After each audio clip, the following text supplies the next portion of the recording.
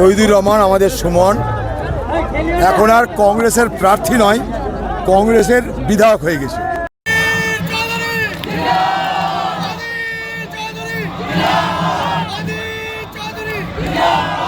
ভোটের আগেই বিধায়ক ঘোষণা লালগোলায় ভোট প্রচারে গিয়ে বিধায়ক ঘোষণা করলেন অধীর চৌধুরী। রবিবার লালগোলার কংগ্রেস প্রার্থী তৌহিদুর রহমান সুমনের সমর্থনে রোড শো করেন অধীর চৌধুরী। লালগোলার বিভিন্ন এলাকায় হুড খোলা গাড়িতে সুমনকে নিয়ে প্রচারে অংশ নেন অধীর। এবার লালগোলায় কংগ্রেস প্রার্থী করেছে জেলা পরিষদ সদস্য তৌহিদুর রহমান সুমনকে। প্রচারে মানুষের উচ্ছ্বাস দেখে কি বললেন অধীর চৌধুরী?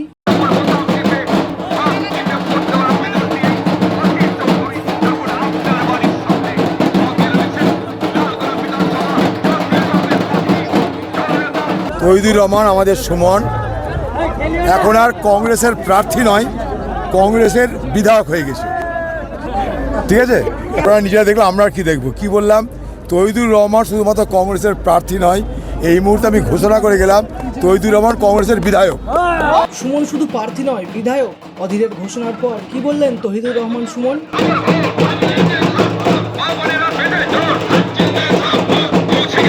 বিগত দিনেও বলেছি, এই লালগোলার মাটি কংগ্রেসের শক্ত ঘাঁটি। বিগত দিনেও ছিল, এখনো আছে, আগামী দিনেও থাকবে। এই